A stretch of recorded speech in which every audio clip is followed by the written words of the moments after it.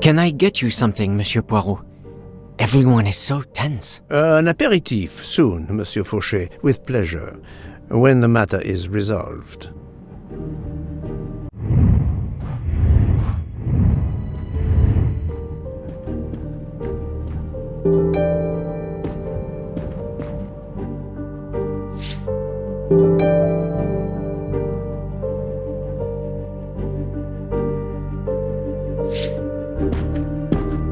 Monsieur Bouc, are the train crew locked in their quarters? Yes, they are. Then the stage is set for the final act.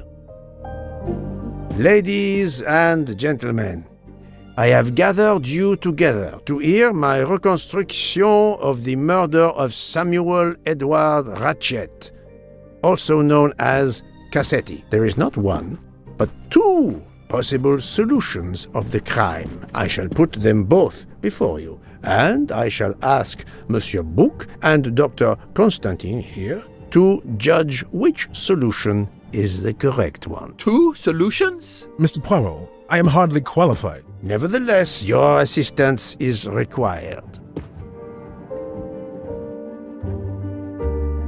Now, you all know the facts of the case. Ratchet was found stabbed to death this morning. He was last known to be alive at 12:37 a.m. last night, when he spoke to the wagon-lit conductor through the door. His watch was found to be badly dented, and it had stopped at 1:15. Dr. Constantine, who examined the body, puts the time of death as having occurred between midnight and 2 in the morning. At half an hour after midnight, as you all know, the train ran into a snowdrift. After that time, it was impossible for anyone to leave the train. So, here is my first theory.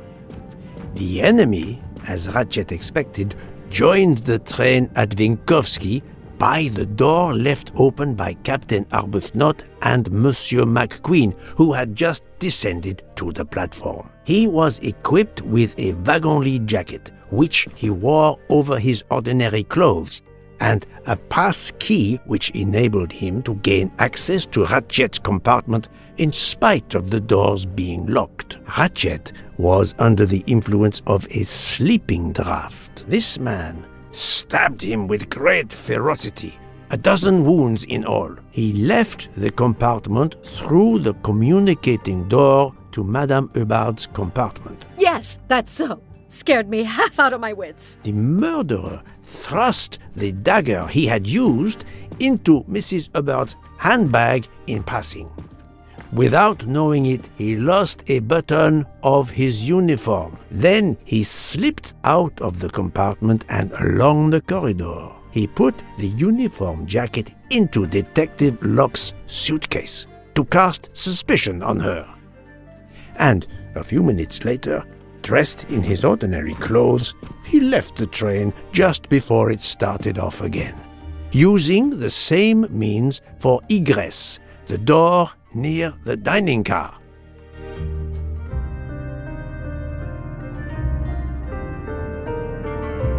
That is the first hypothesis. But there's a second. For that, we must examine the motive for the crime. Why was Ratchet killed? The motive is clear. Revenge, of course. Nothing was stolen. And we know that Ratchet had made many enemies. This was a premeditated crime, meticulously planned.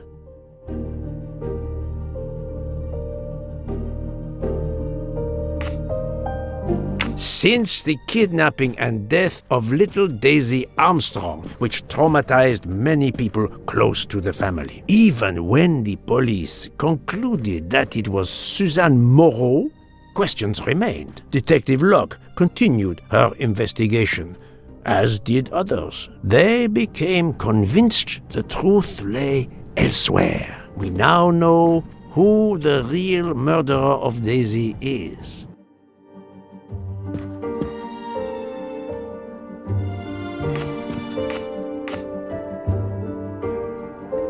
It is clear now that Daisy's killer was Ratchet, also known as Cassetti and Michael Clark and how many other names. But of course, many of you have known this for a long time. It is obvious that the 12 stab wounds are not a random number. Dr. Constantine's analysis revealed that some stab wounds appeared to have been caused by a right-handed attacker.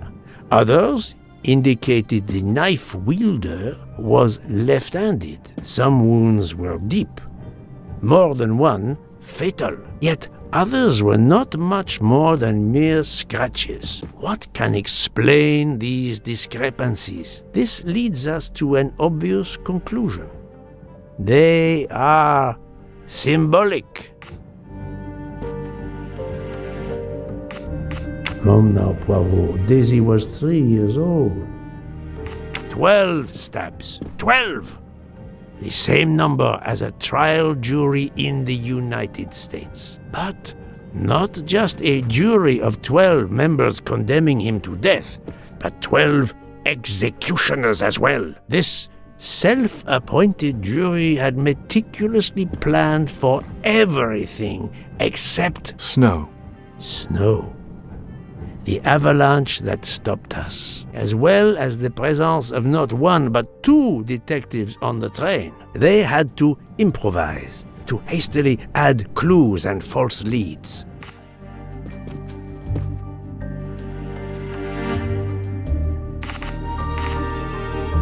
The vial of vaping liquid incriminated Captain Arbuthnot. However, he had a solid alibi confirmed by Monsieur McQueen. Impossible then to suspect him. The time on Ratchet's broken watch was deliberately set to conceal the true time of the crime.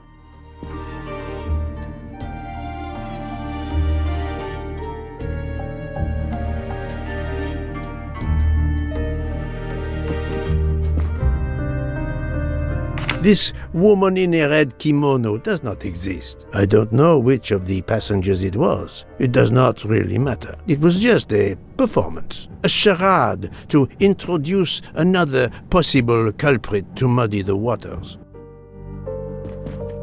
The conductor's jacket, found in Detective Locke's suitcase, was put there only to cast suspicion upon her. All these false leads were intended for me. But I am Poirot. I understood the truth. We have a train full of suspects. It's time to identify who the real culprits are. Let's start with Detective Locke.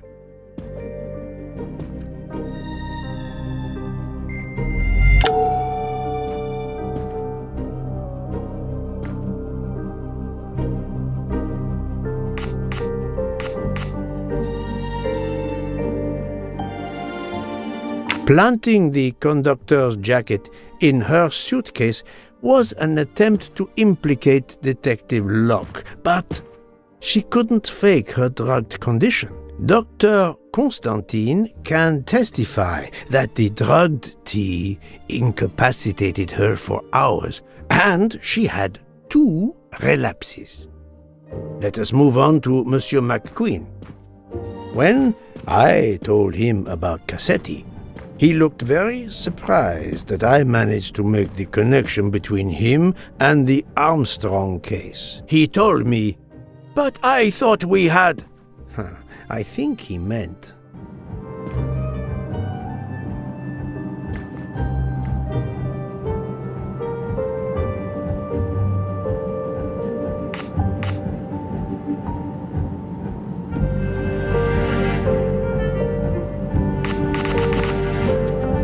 You thought you didn't leave any real clues linking the murder to the Armstrong kidnapping. Moreover, You insisted that Ratchet did not speak French when you knew I had heard a voice calling out in French that was supposed to be Ratchet.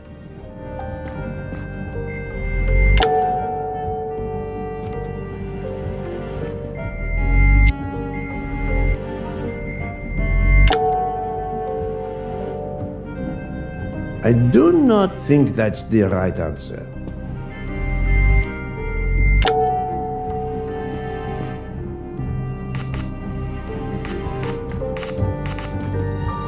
No, although I think he was the one who put the photograph in Ratchet's room to send him a last message before he died, I cannot prove it. Even if he must have hated his boss, that's not proof he killed him. You took some pleasure in leaving me false clues, I think. It was quite annoying. But you told me yourself that your father was the district attorney who handled the Armstrong case. The case haunted my father. At first, he believed Suzanne Moreau had helped her boyfriend, Noah, to kidnap Daisy, even though there were questions that went unanswered, and a young policewoman refused to let it go, continuing to find discrepancies, but never enough to reopen the official investigation. That policewoman sits there. Her name is Joanna Locke. Then tell him.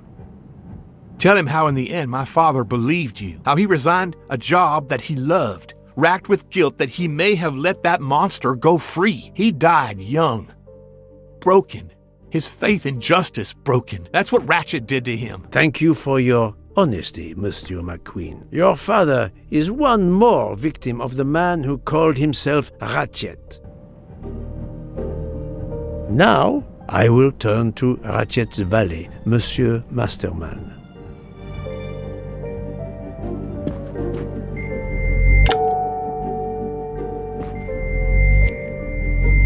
No, Poirot. Remember Ratchet's sleeping pills.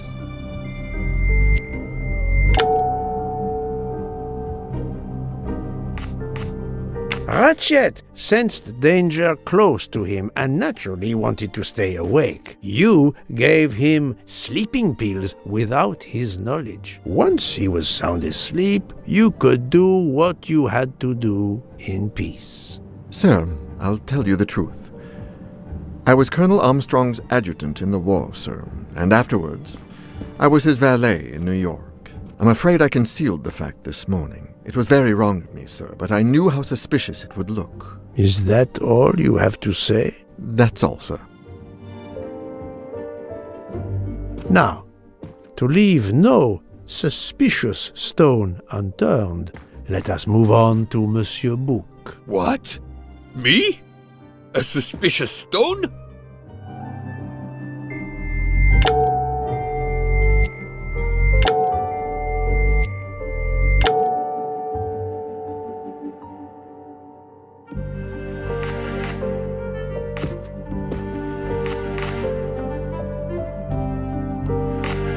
Monsieur Bouc is certainly a very close friend, but I never allow my affection to take precedence over reason. It is not tangible proof. Bouc, my friend, of course you are not guilty. You did everything you could to get me on this train. What madness would cause you to ensure, and I speak with all modesty, that the best detective in the world could be present to witness your crime? But doesn't our friendship count as well? Most assuredly, but a murderer can wear all sorts of masks, including friendship. Let us consider our ever-efficient wagon-lit conductor, Pierre Michel.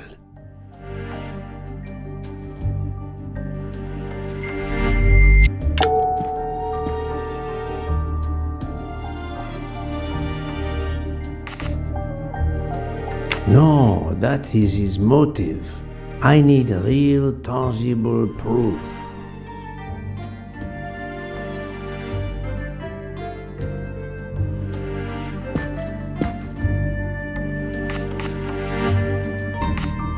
We are in a conductor's world now. no one would know better how to use his knowledge of the train and its passengers to commit murder. But that isn't proof.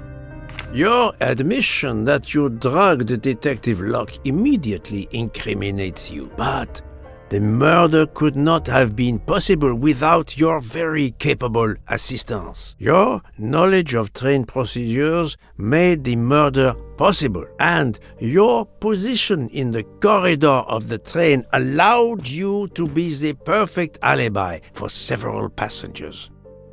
And your motive? Suzanne Moreau, Daisy Armstrong's poor nanny, who was wrongly accused and committed suicide, was your daughter. C'est un foiré. He got what he deserved. My poor daughter has finally been avenged. My Suzanne. My child. Let's move on now to Monsieur Hardman, one of 3 detectives on this train.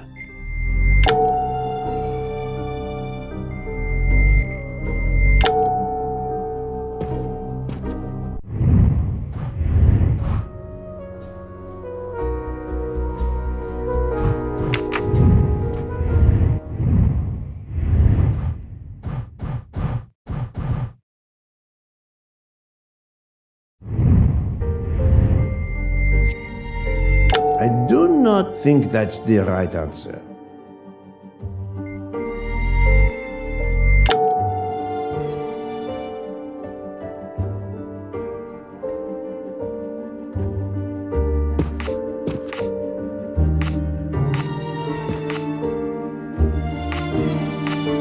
He lied about his profession, but he was hired by Ratchet. Why would he kill the man he was hired to protect?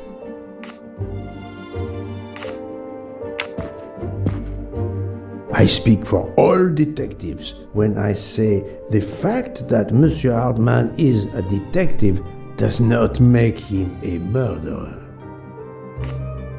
Monsieur Hardman, I think you are a real detective, but you were never hired by Ratchet. Your alibi was that you were watching the corridor to protect Ratchet, which, of course, you never did. You protected Pierre Michel. However, we just saw that his alibi doesn't hold up, so neither does yours. I don't know about the conductor. Being Suzanne's fiancé, you had a substantial motive to punish Ratchet. You used your detective skills, just as Detective Locke did, to hunt him down and finally avenge the death of your beloved. That's right, Mr. Poirot. I do have some detective skills. I never doubted it. Now, Fraulein Schmidt, the lady's maid with the soul of a cook.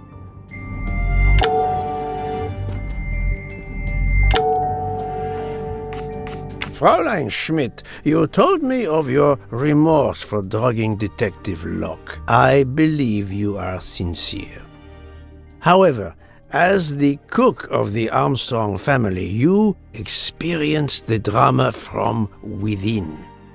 The death of Daisy, then Sonia Armstrong, who died in childbirth, and finally, Suzanne and John Armstrong. So much misfortune in that poor family. The death of this criminal is only justice. Let us move on to Countess Andreni. I was impressed by the earnestness of her husband when he swore to me solemnly on his honor that his wife never left her compartment that night.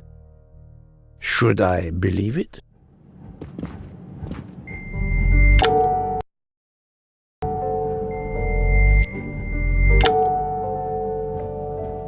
Even if it seems logical, it's more complicated than that. I believe Countess Andreni.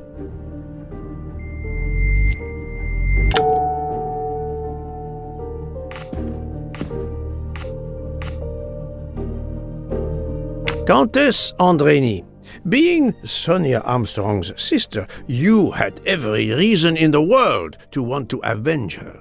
But you were incapable of stabbing someone. even after what he had done to you and your family. The night of the crime, you simply took a sleeping pill. I appreciate the irony that nearby, Detective Locke was also in a drugged sleep. When you awoke, you thought the nightmare was over. Rudolph? Hush, my love. Hush. Excellent transition. I was coming to you, Count Andreny.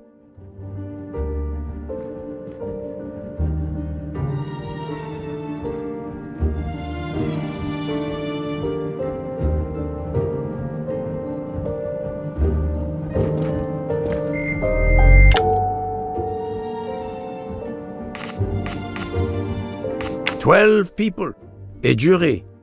This was very important to all of you. If Countess Andreny did not stab Ratchet, someone had to take her place. And you, Count, the beloved husband. I've seen how fiercely you love and protect your wife. Enough! I would do anything for Helena. Anything. Even that. Yes, even that. Let's move on to Monsieur Foscarelli.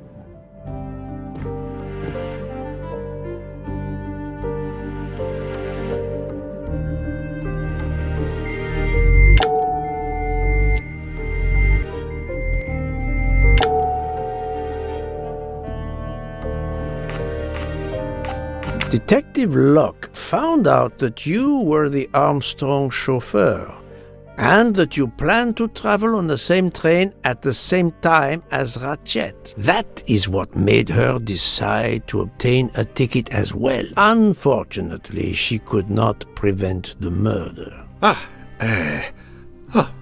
Have you lost your tongue, Mr. Foscarelli? Oh, Daisy. She was the delight of the house. Tonio, she called me.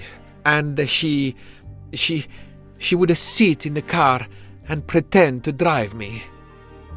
And you, Mademoiselle Olson, a champion for the immigrants, a worthy calling.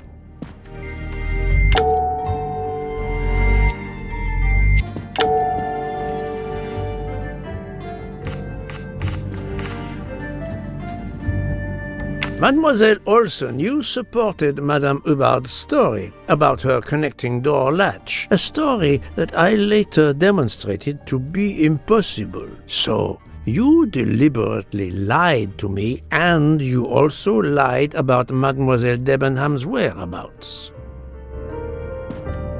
Enough! I can't take this anymore! I know what you want from me, Mr. Poirot. Very well. Here it is. She was my little Daisy, my angel, so patient. When I patched a scrape or took her temperature, that was my job. But she was so much more to me. She was a shining light in an ever-darkening world. I've tried to honor her by caring for children who have lost everything. Thank you, Mademoiselle Olson. You too shed light on your part in this mystery. Suzanne Moreau was Daisy's nanny. You were Daisy Armstrong's nurse. I will ask you no more questions. It is enough that you have admitted what I know to be the truth, and I understand. Let's move on. Dr. Constantine. You suspect me? I know none of these people. I didn't know Ratchet either, and I've taken a solemn oath to help people, not murder them.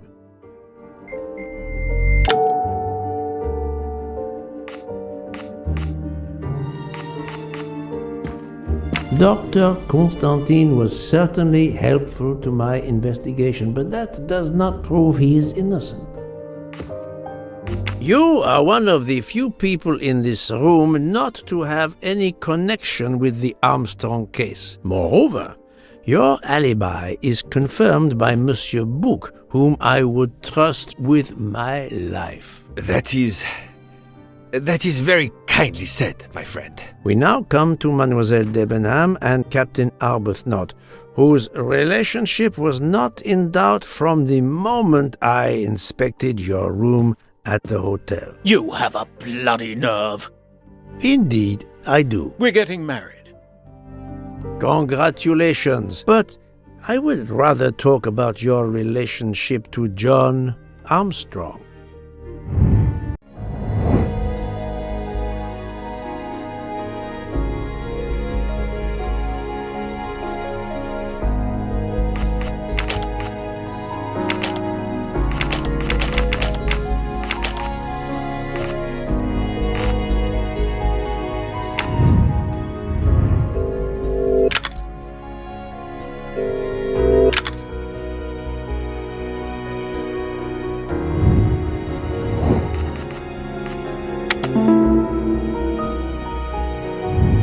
That was easy. Captain Arbuthnot, you served in the army with John Armstrong. What I don't understand is why a man your age is still a captain. One might expect you to be a colonel as well. Ever fought in a war, Poirot? It was war that first brought me to England. Then you know what it's like. There's a shattering sound, and death, and mistakes, acting on intelligence that proved to be wrong. I sent a patrol to their death. Good men. Brave men. Wasted. John testified on my behalf at a court-martial. I'm not a colonel. I don't deserve to be, you bloody fool. But I'm also not in prison. John remained my best friend until... There, you have my story. Understand now? Archie, calm down, please. You're right, Mary.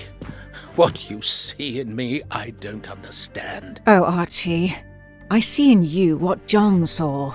Miss Debenham, I'm sorry. My turn, is it? I'm afraid so. And you have caused me quite a puzzlement. Your connection with the Armstrong family was not obvious. Then I remembered the job you currently hold.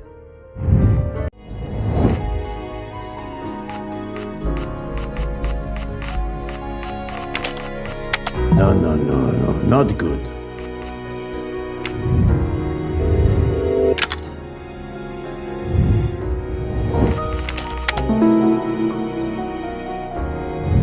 My little gray cells did not let me down. You were the teacher of... No, she was the teacher of Countess Andrény. You were the teacher of Helena Andrény, whose maiden name was Helena Goldenberg before she married Count Andrény. Yes, absolutely. Why lie to you? She was an excellent student. Captain Arbuthnot.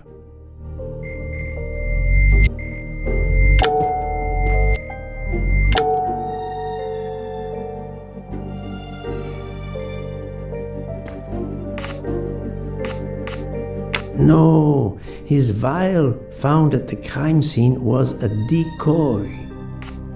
The fact that he probably killed enemies during the war does not make him a cold-blooded murderer.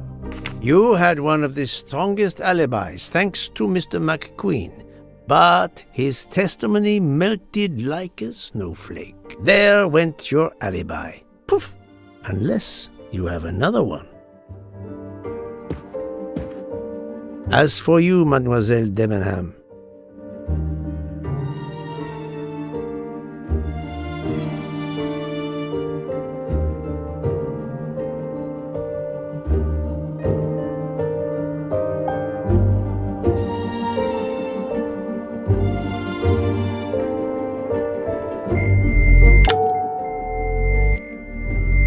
I do not think that's the right answer. I do... Yes, I remember overhearing Mademoiselle Debenham talking with the captain at Circetchi's station.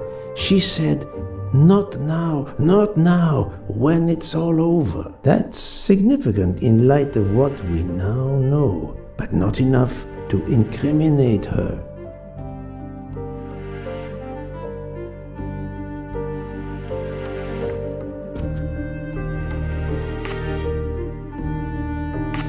Mademoiselle Olsen was the only one who could confirm your alibi. I think you know where you stand. Very good, Mr. Poirot. Are you satisfied? I will be soon.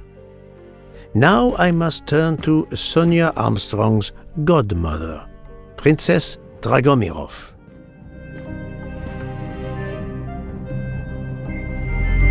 I do not think that's the right answer. Princess Dragomirov, you weren't on my list of suspects at the start, given your social position. I left my social position in a cold country. Do you object to being addressed as princess? I deny people the opportunity. It makes a good story to tell their friends. It also guarantees a good table in the best restaurants. Princess, there is also, forgive me, your extreme physical fragility. It does not stop me when I must be strong. Indeed.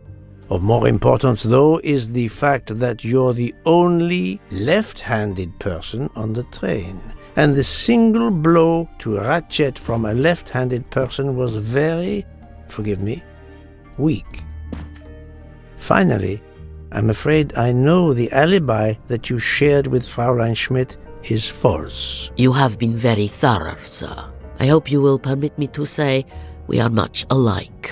I am honored. Now it is time to end with Mrs. Hubbard, or should I say... Think, Poirot, that is not a good answer. Linda Arden.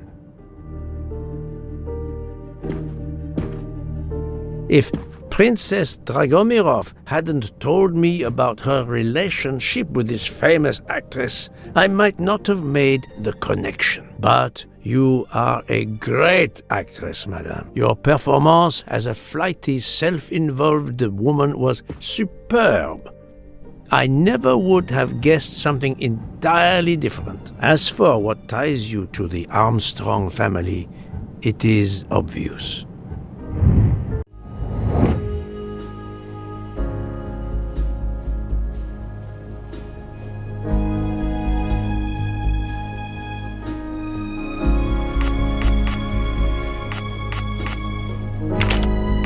This is wrong, but I'm never far from the truth.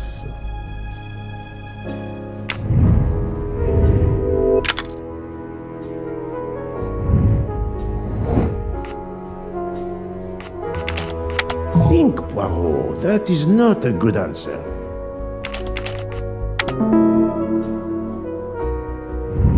That's the right answer. Mrs. Hubbard, you are the mother of Sonia Armstrong and Mrs. Andreni.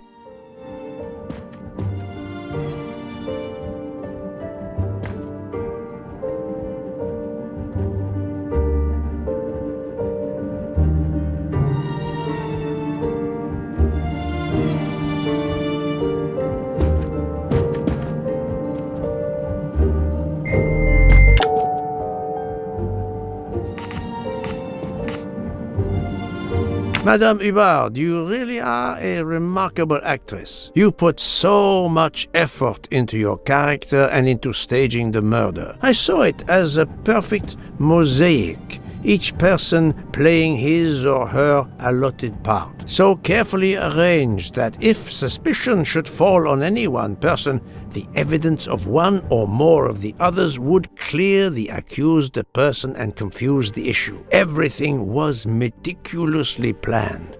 But you hadn't expected that Detective Locke and I would be on this train, and the avalanche would block it on the night of the murder. You had to improvise. But again, improvisation would be another of your skills as an actress. So you came up with the story that the latch on the door that communicated with Ratchet's compartment was hidden by the handbag. I always fancied myself in comedy parts. That slip about the sponge bag was silly. Shows you should always rehearse properly. You know all about it, Mr. Poirot. You're a very wonderful man, but even you can't quite imagine what it was like. That awful day, I was just crazy with grief. So were the servants. We decided then and there that the sentence of death that Ratchet had escaped had got to be carried out. There were 12 of us, or rather 11.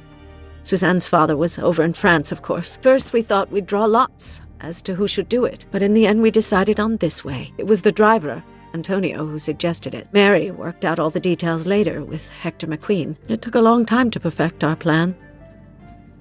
We first had to track Ratchet down. Hardman managed that in the end. Then we had to try and get Edward and Hector into his employment. Well, we managed that. Then we had a consultation with Suzanne's father. Captain Arbuthnot was very keen on having 12 of us. He seemed to think it made it more orderly. He didn't like the stabbing idea much, but he agreed that it did solve most of our difficulties. Well, Suzanne's father was willing. Suzanne had been his only child. We knew from Hector that Ratchet would be coming back from the east, sooner or later, by the Orient Express. With Pierre Michel actually working on that train, the chance was too good to be missed. My daughter's husband had to know, of course, and he insisted on coming on the train with her. Hector wrangled it so that Ratchet selected the right day for traveling when Michel would be on duty. And then, at the last minute, you came. For the rest of the story, you worked out everything, Mr. Poirot. You were right about all of us. What are you going to do about it?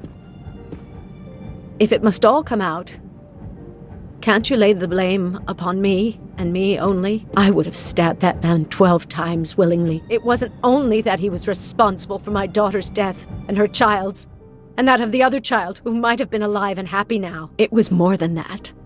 There had been other children kidnapped before Daisy, and there might be others in the future. Society had condemned him.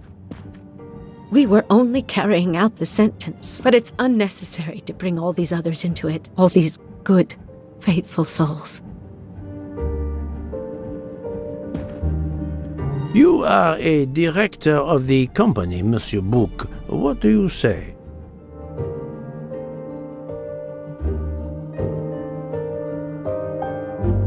In my opinion, Poirot, the first theory you put forward was the correct one.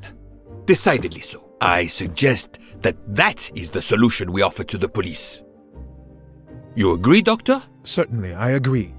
As regards the medical evidence, I think that I made one or two fantastic suggestions. Then, having placed my solution before you, I have the honor to retire from the case.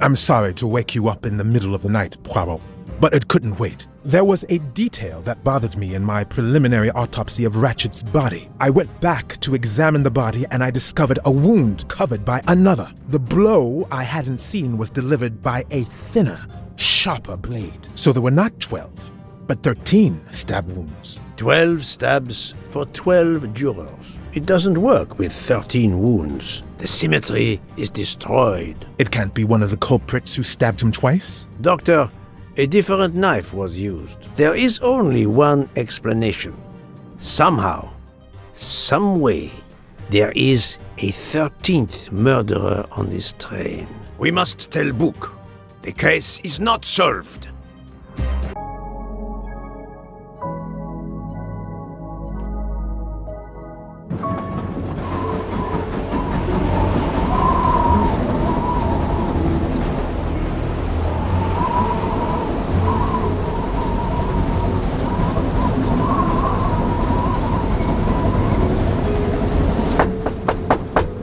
Please, come in.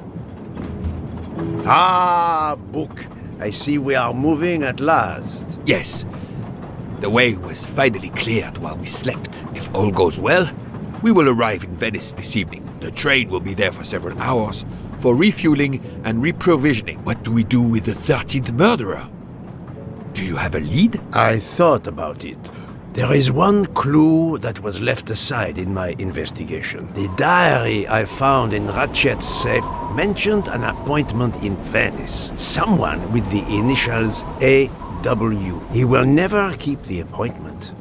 But there should be enough time. I must try to keep that appointment for him.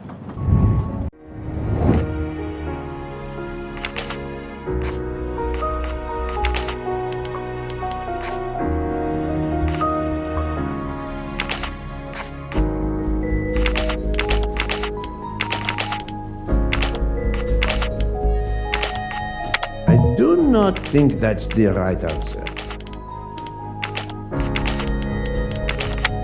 This is wrong, but I'm never far from the truth.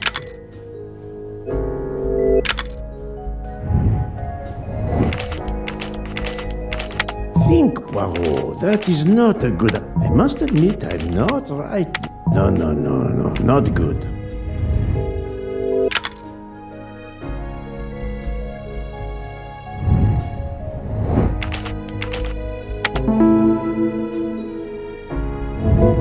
That was easy.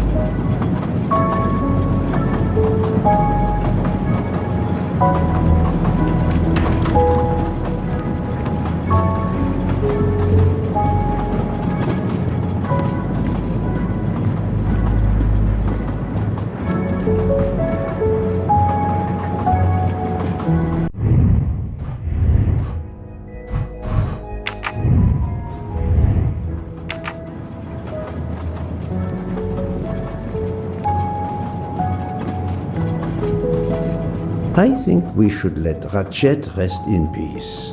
How would it look to the police if I asked a suspected murderer for help? I think we should let Ratchet rest in peace.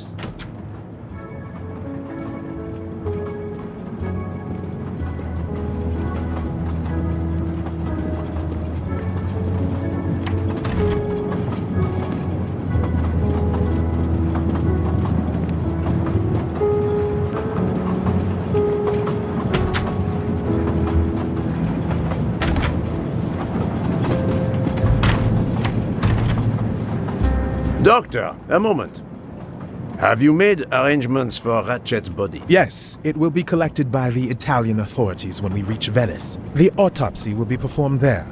However, there is something odd. Oh? Since the train is French, jurisdiction must be shared. When I told them you were already on the scene, they have both agreed to support your investigation until we reach Paris. Ratchet's compartment will be sealed until we arrive there. All of those who conspired to kill Ratchet are to be confined to the train until then as well. So, thanks to you, I am the rope in a tug-of-war between two countries. Oh, but I thought you would want to be in charge.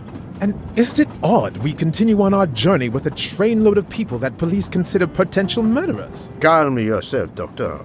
It is not the first time I find myself in the middle. And, to be honest, I welcome the chance to see this case through. It is fast becoming one of the most challenging of my career.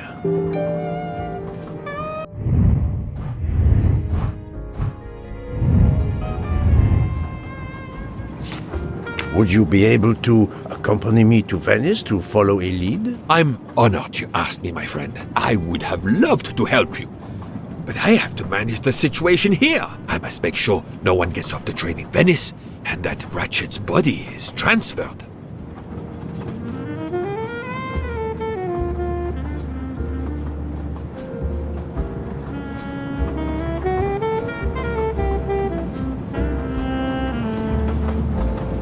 So, my dear book, how does our journey progress? We are well on our way to Venice. All of our passengers are locked in their rooms by order of the authorities. I watch them when they want to stretch their legs, like the captain there behind you.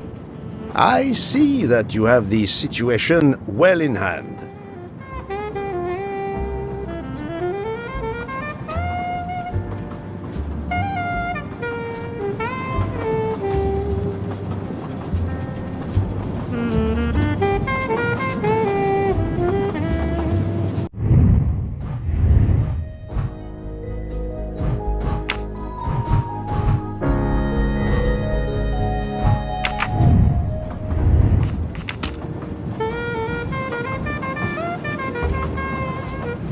I'm not going to ask a murderer to help me catch himself.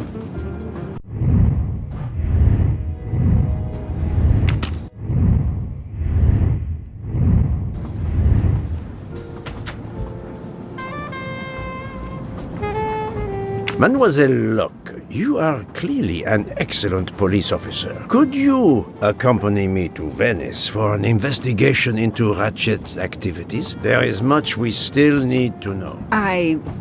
Well, yes, it would be an honor to work with you. And I'm glad you trust me. What do you have in mind? There was a notation in Ratchet's appointment book. He had an appointment. With who? There were only the initials A.W. They were to meet at 10 o'clock at the Fontana dei Conigli. I want to know who Ratchet was meeting and why. But you've already discovered the 12 conspirators. Why is this meeting important? Unfortunately, the case is not complete. Dr. Constantine has discovered the presence of a 13th stab wound. One of them could have stabbed him twice. The wound was made with another, finer blade. Why would one of them have used two knives? Did they want to confess they killed him more than the others? And if so, why bother to deny it when they have already confessed? No, it makes no sense. And I do not close a case until all questions have been answered. You, of all people, must understand this.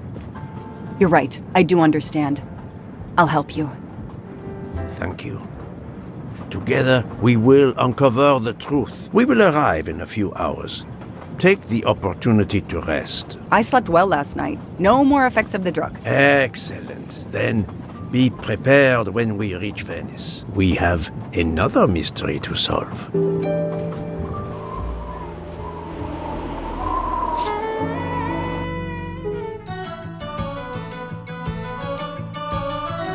This is the third embarking dock, and no gondoliers available at all. With Carnival, you can't find a gondolier to cross that damn canal. They're all booked. The worst thing is that the fountain is just across this canal. We're almost there.